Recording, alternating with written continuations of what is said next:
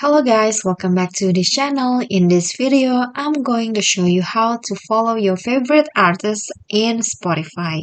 So if you have your favorite artist on Spotify and you want to follow them and follow their music in Spotify, I'm going to show you how. So this, I've already opened the Spotify on my desktop, and then what you need to do is search your artist profile on Spotify. Just click on the search option, and then go or search your favorite artist. For example, I'm going to follow Olivia Rodrigo, and then here is the top result. Just click on the artist profile, and then here you will find the follow button. Just click on this, and it has been saved to your library, and you have successfully followed your favorite artist on Spotify.